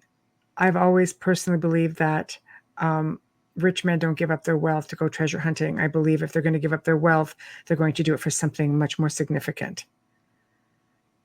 Do you think that they found something there and brought it to the West here? I do. Ah, My foray into esoteric publishing was with a book by Lon Milo Duquette, who's pretty famous with right. tarot and other parts of Kabbalah understanding and Yes. different esoteric learnings. I call him the White Whiz. He's great. Right. And we met many times. And I published the book called The Key to Solomon's Key. Ah, Or This, the Lost Key of Solomon. It's right. now in its second edition. It's still in print. I think And I at actually first, own it. I was thinking, I was a traveler, really. I was a travel writer, and that was my gig. And a co-publishing project came along, and it was highly recommended. And I was like, wow, this is a great book. And it gave the full history of the Knights Templar going to Jerusalem. And in the Key to Solomon's Key, Lon Milo Duquette is a very high-level Freemason and is kind of revealing maybe a bit more than they wanted him to, but cat's out of the bag now. Right. And yeah, indeed, the poor knights of the temple, as they were originally known, the poor knights took a vow of chastity, and all of a sudden their order became fantastically wealthy. Right. Very much so that they had the largest sailing and trading and shipping fleet in a mere 150 years. So this is with all the crusades going on. They came there from Europe. Many were of noble descent. So the Templars were very ingenious. They were the first international bankers. Yes. And they created these ciphers that could only be opened by one of theirs in a distant land. So a knight could put their wealth on reserve, and that would be in the cipher, and it could be opened in Jerusalem, for example, and that knight would have all their wealth. That's international banking. Right. But I think they found something at the Temple Mount in Jerusalem, and I've been there twice now. And you can go under the Temple Mount man-made passageways. Wow. And a lot of the Orthodox Jews, that's the Western Wall. That's where they're praying. That's one of the entrances. And so the Knights Templar had found something that made them fantastically wealthy, so much so that many of the kings of Europe were indebted. And so on Friday the 13th, and that's where the day comes from, they conspired with the Pope in Rome, who also was very concerned of their rising power, and rounded up and arrested all of the Knights Templars that they could catch. That's right. Now that very advanced sailing fleet conveniently went poof. Yes. No one knows where it ended up. I think out here all the way to North America. And you can find quite a few Templar engravings in New England and up the riverways around there. And how about this one for you? Into Canada. Wisconsin. All the way to Wisconsin, too. The Mohican Reservation. Going on right now. I could connect you with someone right there if you really wanted to speak with him about it. It's a new discovery. Where about in Wisconsin? It's on the Mohican Reservation. So it's a private location. It's a private location, yes. And you would need to speak with a man named Wayne Murphy. He's been on the show. He's wonderful. And he's very open to talking about it. But obviously there's proper channels because he has people to answer to as well. Right? Yes, but it just goes to show you, it's just adding to what you're saying. There's a discovery being made here all over North America, really. We have Kathleen Ann Ball, who also predates her discovery in Brazil and found a Templar cave that predates Columbus. Like, it's happening. You got the guys with Tamar. Yeah. Yeah, and the relic hunters in Tamar with the Templar horde that's never ever it's not just Oak Island. Yeah, no, it's not just Oak Island. They just have a better TV contract than everyone else. Yeah, exactly, and they never quite find anything there either. It's funny. Lots of wood. I'll leave that right there. Lots of wood. But Yes. So they definitely did find something. They've never found anything significant here as of yet. But it is a curiosity. I like that you mentioned it because it just shows that, again, you're getting away from mainstream academics and, no, this can't be a thing. It's just, yes, it can be. And it's being proven all over the dang world. He's got some pretty amazing evidence there. Absolutely. So now we jump again even forward when you talk about the Templars being world bankers. A lot of people don't realize that the United States of America, for example, because you make mention of London also in here, the city of London, are actually corporations. We are technically, well, I'm not American, but technically its residents are assets. Yeah. You expand on that a bit? People Since probably the, going Act here of right now going, 1871. Right. Well, you have some of that information in the control section, but I saved the Act of 1871 for a section in the new book Beyond Esoteric, okay, called The New Fascism, or I call it Neo-Fascism. right. And part of that is understanding that we have been sold down the river. Sold down the river. Exactly. We're traded on Dun & Bradstreet. That's why all our official documents, from birth certificate to driver's license, all our names are in caps. Right. So that is your straw man. That is who you're operating on as the interceding with the corporate entity of the USA Corporation. Wow. Which is now bankrupt, and we're about to see one of the most spectacular collapses in history. In fact, a lot of these institutions that we're talking about, religion as well, everything is going to start, cracks are forming, and the house of cards could come down very, very quickly around all this stuff, and government too. So it's also a scary time. But that's why the Chinese character for crisis means danger, but also opportunity. And this could be the opportunity for the human race to propel us in this great leap forward if we're not too scared and freaked out about it. Because then you're feeding the archons. Right. And that is what the controllers would like to happen. So they're going to try to scare us. They think we're little kids. We can't handle the truth. And I wouldn't even put it past them not to do the fake alien invasion called Project Bluebeam. Yeah. But I think as people understand it and see it for the fakery that it is, that it will once again spectacularly fail. And historians of future time will probably be laughing about our period. I agree. I'd love your comment on this. We know, we all here know of people who are making documentaries about their experiences, and they are profiting, a millionfold, not tenfold on their stories. Do you ever feel like it's a possibility that they've been planted there as well, so that you're chasing that one idea? I'm not sure that they are making tons of money, though. I mean, I don't know. I'm not going to name the name, but that person charges a ton of money to speak. Oh, no, not really. Yeah. I mean, I go to conferences all the time. I hardly ever even get paid. I do it. No, he gets paid. I guarantee you. I don't want to say it on air, but you do know who I'm speaking of, right? It was by Doctor. Either way. Okay. Sorry, Michelle, go ahead. No, you go ahead. What you're trying to say basically is that some people, whether, making a lot of money or not, I think there's going to be a lot of distractions. I think, and I hate to say it, but sometimes when you get these big protests, for example, they've been doing this for 2 years. I wonder if it's often a distraction for something else we're not seeing.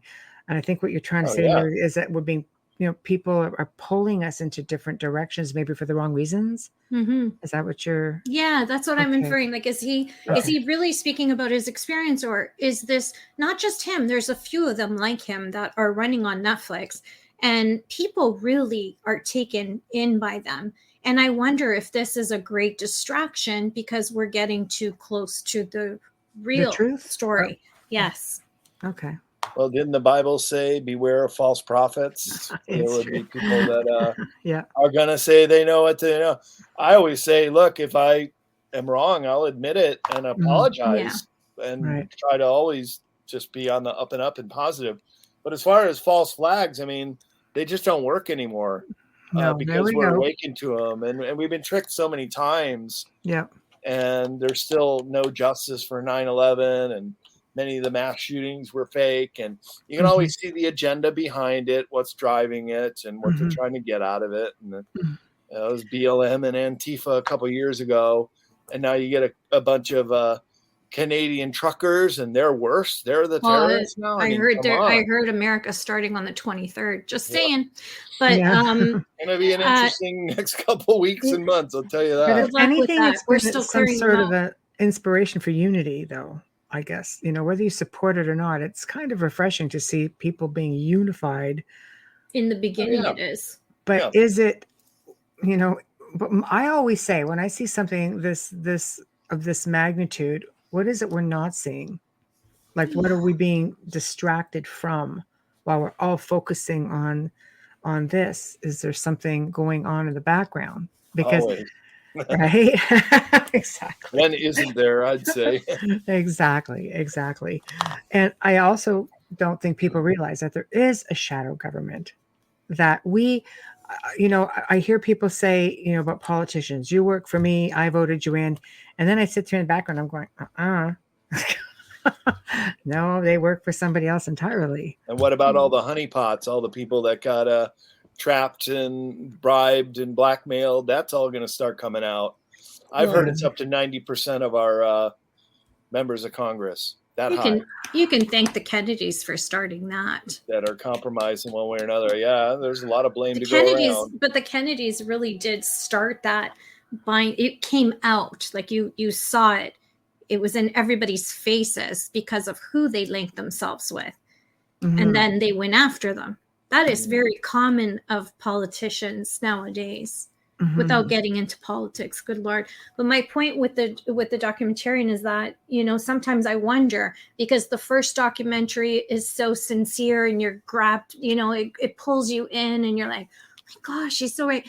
And then you watch these other documentaries that any of them make, and you're just wondering, who's paying you to put this out? Like, it's getting to the ridiculous point. And is it just because you don't want anyone else to find out what's really happening? And they were all being promoted at the time of when we were supposed to get the so-called disclosure. They were being heavily pushed then. The disclosure thing makes me kind of laugh a little bit with the military, because you have people with camera phones getting amazing stuff, and you look at the military, and here's our TikTok, and you're just like, what is that? It's like, what is it exactly? People are getting pretty amazing things. You can't with when you're sitting here with a camera phone that takes better pictures than many cameras, and they're capturing things in the sky, and they're having these really amazing experiences with ET, so to speak. Interplanetary, wherever they're coming from. There are actually people having phenomenal experiences. They're not all scary. And yet again, military and government, no, fear it. And whistleblowers, ex-Navy, ex-CIA, ex-government, our own, our Paul Hillier, who's Canadian, he came out and just like let it all out. After retirement, though, not while he was working. Just saying. Still, they're under gag order. You have to abide by that to a degree, right? Especially when you're military. But astronauts were coming forward and saying, no, there were things on the moon. Yeah. Let me just sneak in here. I need to do a station ID. It's sponsor time. Sorry. Yeah, it's business.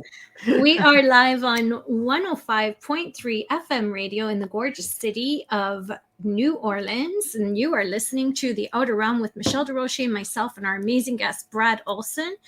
We are streaming on YouTube, of course, if you're watching us right now. UFO Paranormal International Public UFO Gods and Extraterrestrials I know Radio, it's a big as word. well as many Facebook group pages, as well as our own. We have about 200 platforms that we are streaming on as well, with Spotify and iHeart and Podbean, and SoundCloud is our favorite.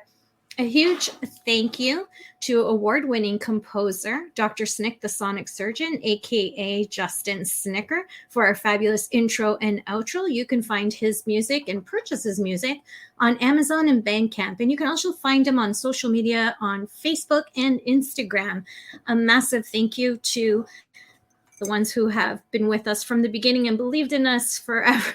Where I hope They're Folgers good people. Coffee not only great to wake up to, but great in your cup all day long. Thank you, Folgers Coffee. Thank you. Without your support, we couldn't be here.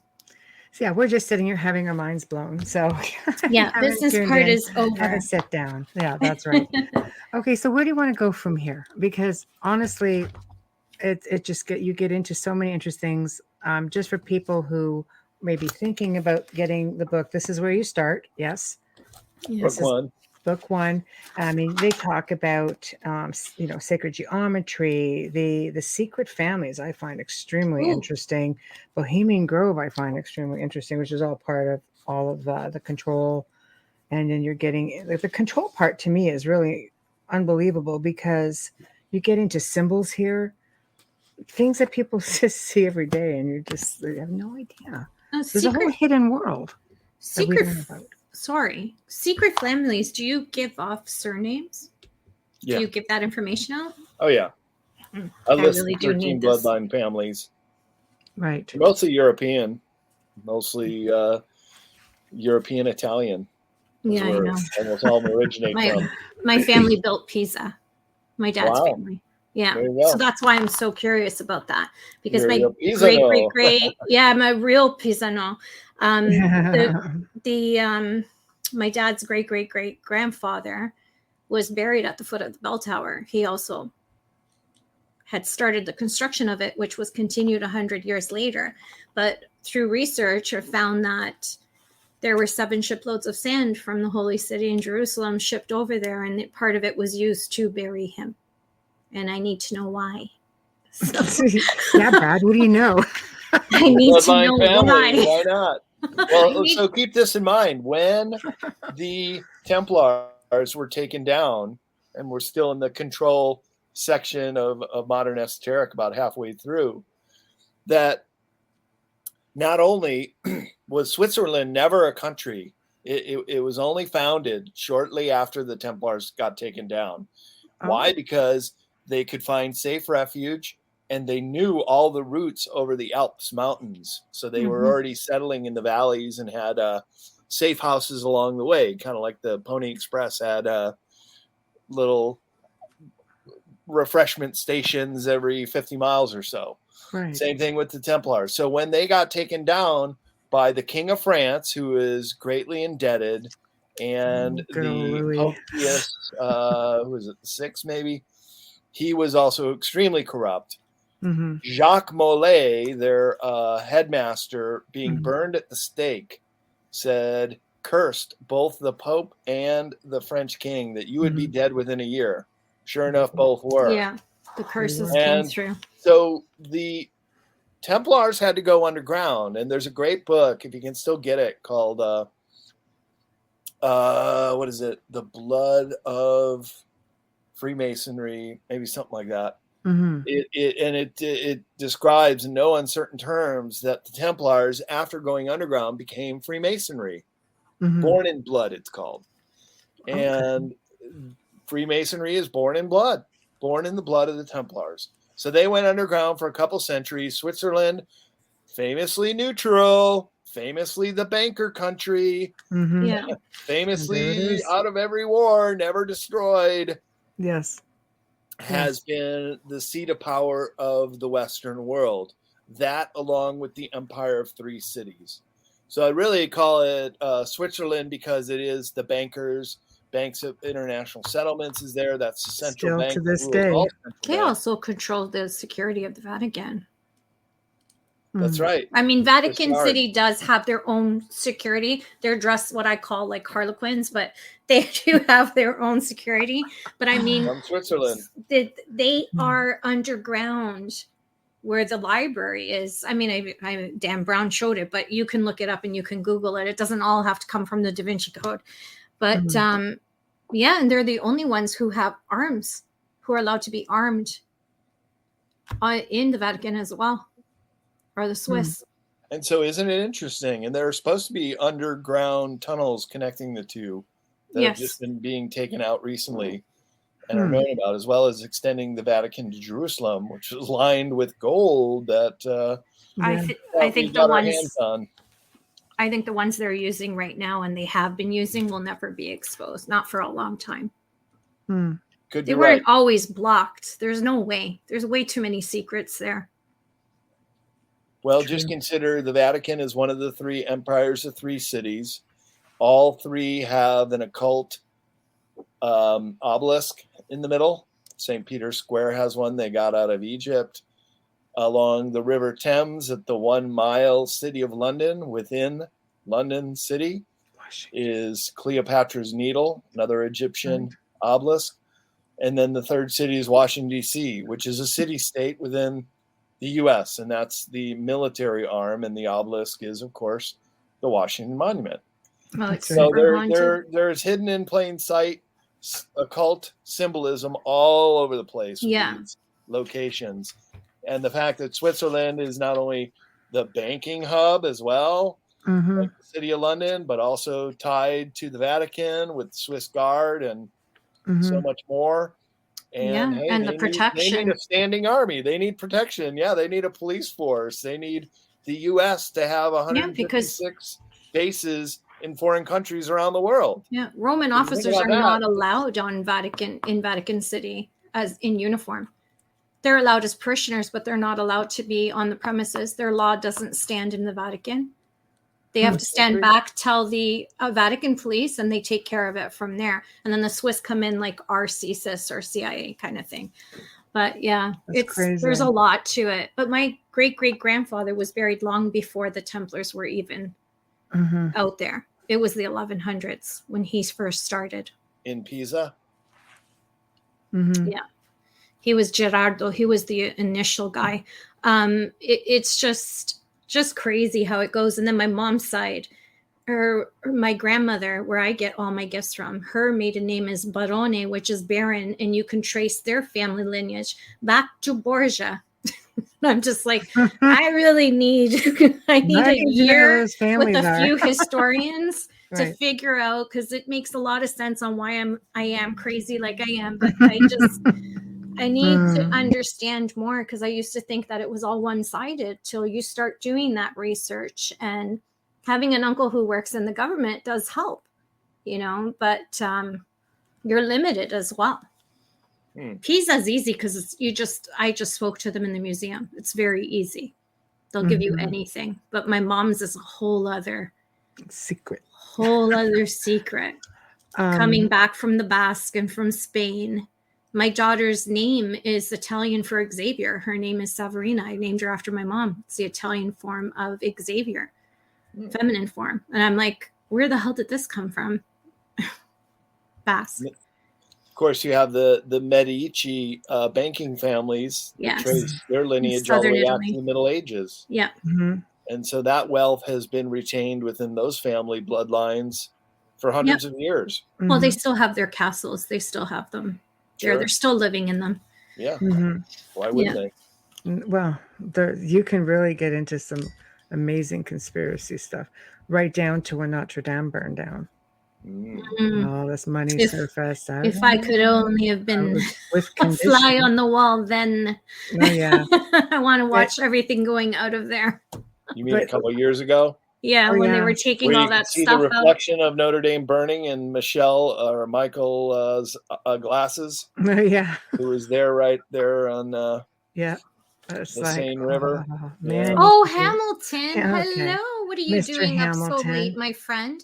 Yes. One of the relic hunters himself. Yeah, he's a sweetheart. Yes, Go ahead, read it off. Don't know why you're awake though, Hamilton. I know, because you're in England. Yeah. The sand from the Holy Land actually came via Venice. The state of Venice secured the exclusive rights to export sand from the Holy Land when they started the glass industry by bringing Byzantine glassmakers, thank you, Hamilton, in the 12th century. Sand from there was the composition considered better than anything in Europe. That's There you what they go, buried Amelia. him You in. should just Thank ask you. I Hamilton. did. It's like with the bunch of Hamilton, sand. I need to buy you a beer when I get to England, of course. Don't get him started. So can we get back to the occult? Why is this so important to people on the outside? I don't want to just go in and say elite, and I just don't want to be poking fingers at everybody, but why do you think this is such a big thing, and why is it being practiced in high levels of society? There we go. We'll just put it that way. High levels of society and wealth, and yes. Do you remember the great industrialist Aristotle Onassis married Jacqueline Kennedy? Jackie O? Yeah, I never understood that, but yeah. Well, he had a famous quote that said, "Getting rich is knowing something nobody else knows."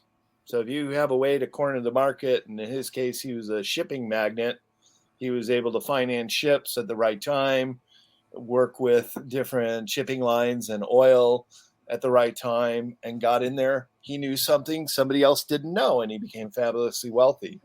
Well, if you think about the bloodline families, they have had controlling interests on a number of very essential businesses for generations.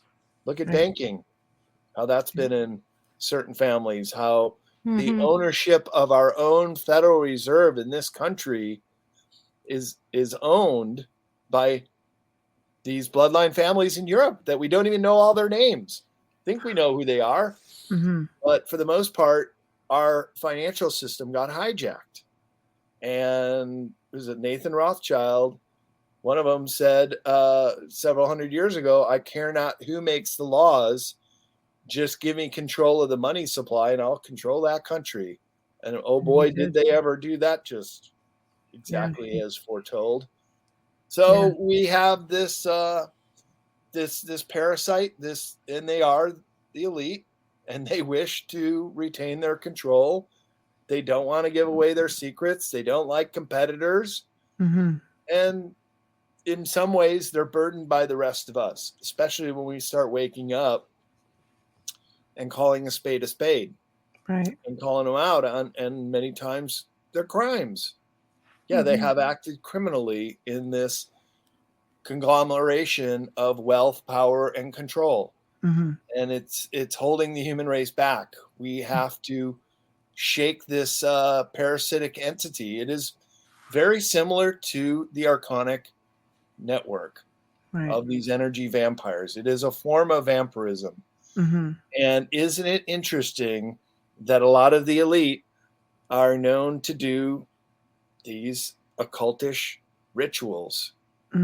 Ancient rituals. And some of it even goes into sacrificing humans and blood rituals and a lot of really nasty things we probably shouldn't even talk about. But yes. Everything will be revealed, and a lot of it is going to shock people to the core. Do you believe they are still making these sacrifices today? We're trying to, but we're catching up with them. And there are a lot of groups that are chasing them down. There is a little chapel in the Vatican. Another author with CCC Publishing is Leo Lion-Zagami, and he lived in Rome for many years. And he wrote a tell-all, an expose, and talked about this little chapel of Probiscus right inside Vatican City that had some connections through a tunnel, and they can do everything without ever stepping a foot outside. Absolutely. Absolutely. And so there's a lot of things. I mean, they call people recovering Catholics for a reason, because when they start waking up to a lot of the horrors and a lot of these pedophile priests that just got away and moved from place to place, it's very traumatic.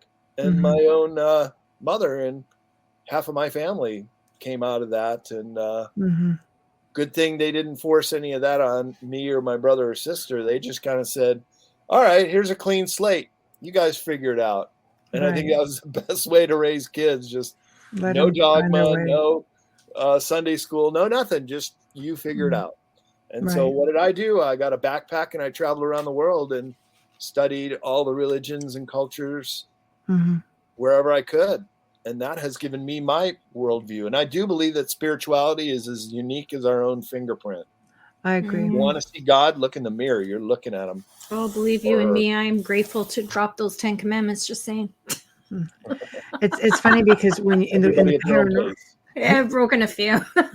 in the paranormal world, people who look who have alleged demonic attachments or experiences, it's funny because the Buddhists, they don't ever seem to happen to people who have the Buddhism faith. No, They're just so enlightened. meditation won't allow that. Exactly. They're so enlightened that it's just something that it just doesn't seem to affect them at all.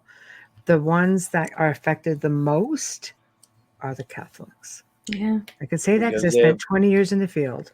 so much about demons and possession and exorcism. Yes. So isn't it interesting Belief. when you call it in, Yes. that's what you get. So be careful what you wish for because it might come true. I completely agree with that. It's all mindset and manifestation. But the newer generation, I'm pleased to say, because I still have family there, are adopting Buddhism over Roman Catholicism right now. In Italy. Yeah. Right. Wow. Yeah. Well, Yeah, keep that's in mind, Buddhism in its purest form is a philosophy. Yeah. It's just a way of living. Mhm. And the Buddha himself always said, don't make a religion out of this. Don't worship me. Don't build statues. Don't do. Right. Of course, What are we they gonna do? did. But Yeah. at Right. its core, if you just follow the Buddhist teachings, much Mhm. like Jesus, as I mentioned earlier, Mhm. is just eternal truth. And so one of the things when Buddha was achieving his own enlightenment, he fought with the demons who tried to tempt him in many different ways and get him off his track. And he just had to say, as earth is my witness, I Mhm. have reached this state. And none of these archonic entities could get through. And it became his spiritual shield.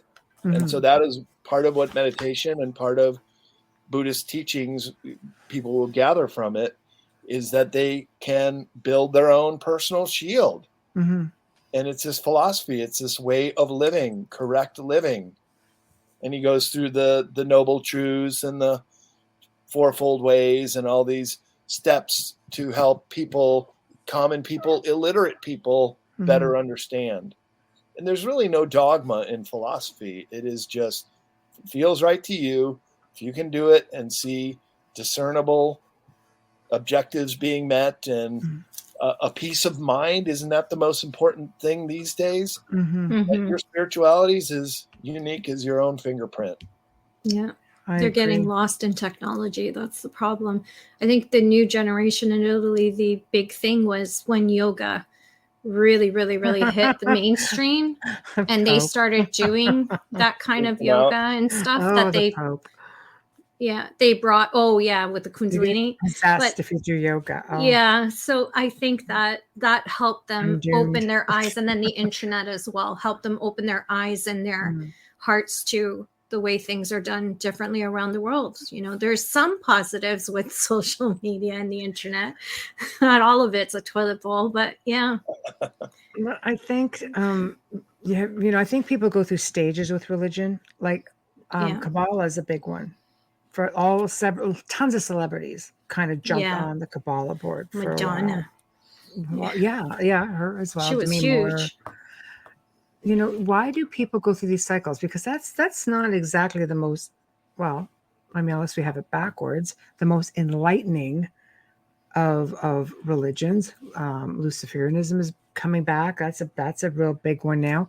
But there are people who believe that everything is opposite. There are people who believe that because the Catholics preach to be this, for example, that if you flip it, that's what Luciferianism is. Do we have it wrong? Seriously, do we have it wrong as to what we're all doing? Because honestly, when I I have friends who are Luciferians, and they have, go back to the Rosicrucians, and like it really runs deep with the secret societies, as you know. But I mean, they really do preach love and light. And they're not all going to war, let's say, like No. the Christians did, killing men, women, and children, all in the name of God. Like, do we have it wrong? Yeah, killing's always wrong. I know. It's the first commandment too. I mean, all I haven't religions. broken that one. Oops, sorry, that was me. I haven't broken that one. Oh, good. Yeah. No. 'Cause you'll I be work with law reincarnated enforcement. If you have. Yeah, You'll it would right be on back so to wrong. the planet. I would never work with another cop again if I did that. Well, as much as I'd love to get into the whole health part of this, YouTube would probably throw the show off. I know. Yeah, they're frowning upon giving bad health Sorry, information. I hope I didn't say any forbidden No. words. No. There's a whole section of this No, book not at all. that I would have loved to have talked Oh about. yeah, well, But then they probably would have flagged the show. That's all the not right books information. I know. But I would love to do a show on it sometime and just not stream it on YouTube, so we could actually talk about all of the stuff, because they're the only ones that are very sensitive about it. But we are coming towards the end of the show, and I'd like whatever you want to touch on quickly, and then I want you to tell everybody how to find you, how to find the books, promote. Sure. Well, we were going to do a talk on modern esoteric, beyond our senses. Yes. And the third section of the book is called Thrive. And it's basically how we can strengthen our bodies, detoxify ourselves. Chapter called Living to 200. Yes. A lot of counteractions we can take. Yes. To be healthy, wealthy in spirit, and wise. Yes. That also goes into how we can start to enhance ourselves, our decalcify our pineal gland, for example. There is a chapter in Modern Esoteric about, excuse me, the pineal gland. Yeah, that we could talk about. Yeah, everybody does that. That's fine. Yes. I just say you had the V word in there. I was like, oh, I think we should touch on that one. Still say pineal gland, I hope. We can. Oh, yes. Yeah, we're still not yet. They haven't done it yet. How V's aren't good for us. We get a little hostile about that this day and age. But C's with numbers. That too. Yes. But decalcifying the pineal gland is a big one. People don't realize this is something that even the ancients were aware of. Like, this is a thing. And it does get calcified. Why do you think they wouldn't want us to use that ability? Well, once again, we would get out of their control. If you can see the prison planet you're in. Yes. For example, the best way to keep a prisoner from escaping is to make sure he or she never knows they're in prison, right? Right. The greatest trick the devil ever played on us, which I think are reptilians. 90% of the narcissists. It never existed. So they are propagating this whole idea that the conversation we've had for 2 hours doesn't exist. It's all make-believe, yet it resonates in your mind and my mind and hopefully your listeners, because I'm sure when you hear it and you know it's the truth, then that becomes your new reality. So what we're doing is deconstructing this giant false matrix that has been built up around us since the time of the pharaohs, when humans were living gods and we worshiped them as such, and it was all to keep humans contained. Well, this is the time when we're finally breaking from that programming and are able to start to see things the way it really is. And so I conclude the chapters in Modern Esoteric with reincarnation and the evidence that we really are, like the bumper sticker says, we're not humans having a spiritual experience. We're all spirits here doing the human thing right now in these bodies. And our time here is very temporary. There are ET races that are very human-like that can live many hundreds of years. And we have that potential too.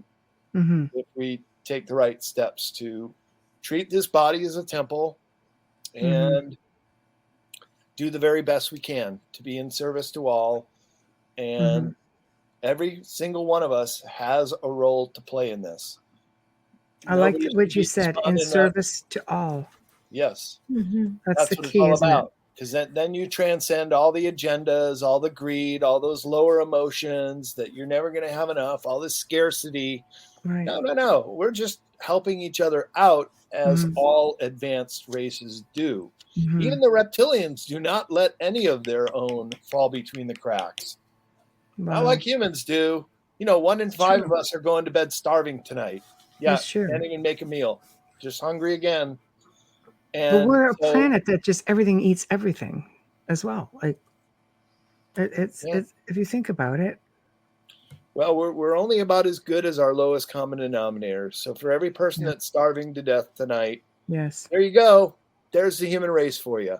So we Right. have to go beyond this. We got to start taking care of our own, and we Mhm. got to be good custodians of this planet and restore the Yes. healthy vibrancy of Mother Earth, because that too has gone very Mhm. awry. Do you think And that you have that ETs began reaching as out to help with yeah. that? Well, I Sorry. think once these speed bumps have been taken out, and we can really Mhm. act as we all know we should, Mhm. that this is just going to be second nature. Of course, we're going to do good for the Right. planet, for each other, and We for just have to ourselves. lose the amnesia. Like we're a species with amnesia, Well, that too. right? And that's why understanding that you're a spirit having the human experience is vitally important. Mhm. Because then you can start to transcend and perhaps not have to come back here if you kill someone, for example.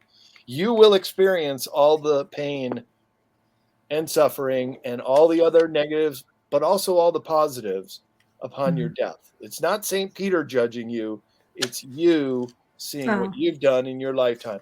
So that's what I call the real philosopher's stone. Once you really understand Right. that every thought and every action and everything you do in life matters Mhm. and is only going to reflect upon you, you're going to be the best person you can possibly be in every thought, action, and deed that there is. Mhm. True. And that's how we ascend. That's really how the human race comes together, and we break the shackles and escape the prison planet. Right. That's the way out, people. Just told you at the very end there. I But yeah, love if you it. want to check out my books, you can go to cccpublishing.com, and if you order books through that website, they come through my office and I can sign copies for people. Mhm.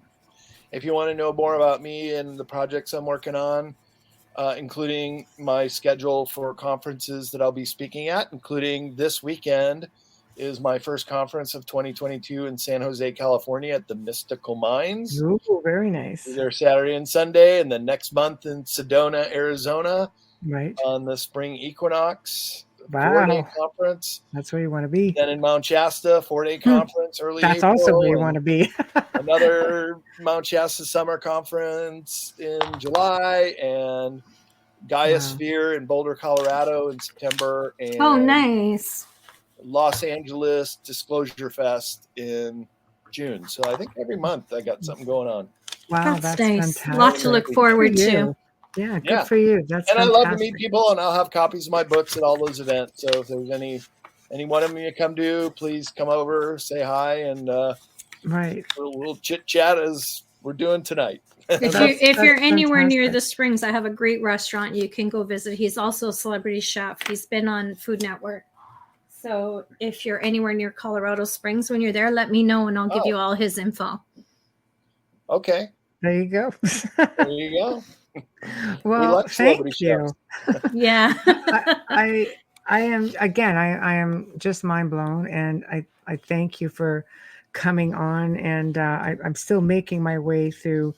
Like this will be my second time going through it, but I'm very thorough. I love to research, and I find you miss so much. You go through it one time, and I'm in my second time. I'm like, did I not see this? I'm sure I saw this, but it's fantastic. So I highly recommend all you people listening out there to go out and get these books. And I will be in touch. I'd like to do it again if you're willing to come on and tackle, another one of your books, so we could put something together. And because from what I understand, we are being nominated again for another People's Choice Award. And Oh, great. Congratulations. thank you. Thank You you. guys are both great. I'd love to come on again. Oh, thank And you. Future Esoteric is book 2, and that Yes. gets into the alien ET disclosure, Ooh, I secret like it. state, and how it all got covered up. Yep. And then we can go into Beyond Esoteric. So we'll save like 2 more shows for the 2 more I books. love it. Cool. Sounds I good. love it. I love it. So we will definitely do that because being nominated, even more people come on and listen to see what all the buzz is about. So Yeah, we'll you give it guys are something to great. buzz about. So thank you very much. And I will be in touch with you. We can look at scheduling, and Sounds great. I will be in touch with you and give you the numbers for tonight. All right. Okay. Look Thank forward you. to doing it again. Thank you guys Dwayne. again for having me. Thank you, Brad. Have a Brad. good Join you in day. the outer realm. It's been a weird, mysterious place, but I think we got through it together pretty good, didn't we? It was Oh, my awesome. gosh. Thank you. No, this is fantastic. We'll see you soon. Thank you. Thank you. Well, everybody, we have come to the end of another fantastic segment. I know it goes by so quick, and I wish we just had another hour. But thank you to everybody in chat room. You guys are fantastic. Thank you to Brad Olsen for just being fabulous. Thank you. Folgers Coffee, of course, for being with us from day one. We thank you. We appreciate you. Dr. Snick, Justin Snicker, for providing your voice and your music for our intro and outro. We thank you. Please remember to stop by United Public Radio, or shall I say UFO Paranormal Radio. Subscribe, get a membership, have some fun, look at the hidden content. Anybody that wants to contact us directly, the only way you're going to get a response is the outerrealmcontact@gmail.com. That's the outerrealmcontact@gmail.com. So next week we have Ryan Musgrave Evans returning to the show, talking about crypto terrestrials. I know. Enjoyed it the first time. Can't wait to see what he's got for us this time. Thursday evening brings the return of our dear friend Nick Redfern, who's going to be discussing also extraterrestrials, negative blood type connections, and such. So everybody's looking forward to the Gray Zone this Saturday. Sorry, my fault this time. It's not going to be a thing. I know. No. I'm only one dang person. That's all I'm going to say. Oh. I'm only one darn person. So I do apologize, but you're going to have to wait a couple weeks. I'm only one dang person. Sorry. That was me going on our site. It's just like rubbing it in. Anyway, thank you guys, everybody. Behave yourselves, and we shall definitely see you next week.